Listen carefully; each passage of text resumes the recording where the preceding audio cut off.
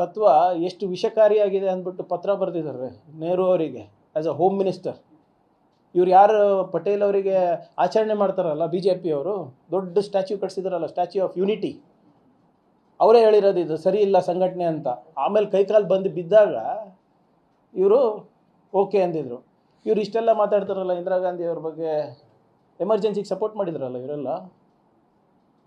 ಹಾಂ ನೋಡಿ, ಇವರು ಹೇಡಿಗಳು ಇವರೇ. ಅವ್ರ ಇತಿಹಾಸದಲ್ಲಿ ಪುಟ ತೆಗೆದು ನೋಡಿ ನೀವು. ಈ ವೀರ್ ಸಾವರ್ಕರ್ ಅಂತ ಹೇಳ್ತೀರಾ, ವೀರ್ ಬಿರುದು ಹೆಂಗೆ ಸಿಕ್ತು ಅಂದರೆ ಗೊತ್ತಿಲ್ಲ ಅಂತಾರೆ.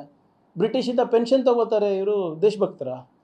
ಯಾವ ಸಂಘಟನೆ ಮುಖ್ಯಸ್ಥ ಬ್ರಿಟಿಷಿಂದ ಪೆನ್ಷನ್ ತಗೊತಾ ಇದ್ದರೆ ಅವ್ರು ಹೆಂಗೆ ಸರ್ ದೇಶಭಕ್ತ ಅದ? ಯಾವ ಸಂಘಟನೆ ನಮ್ಮ ರಾಷ್ಟ್ರಧ್ವಜವನ್ನು ಅವರ ಹೆಡ್ ಕ್ವಾರ್ಟರ್ಸ್ನಲ್ಲಿ ಹಾರಿಸಲ್ಲ, ಅವ್ರು ಹೆಂಗೆ ಸರ್ ದೇಶಭಕ್ತರಾಗ್ತಾರೆ? ಯಾವ ಸಂಘಟನೆ ನಮ್ಗೆ ಸಂವಿಧಾನ ಬೇಡ ಮನುಸ್ಮೃತಿ ಬೇಕು ಅಂತ ಹೇಳಿದವರು ದೇಶಭಕ್ತ ಹೆಂಗೆ ಆಗ್ತಾರೆ?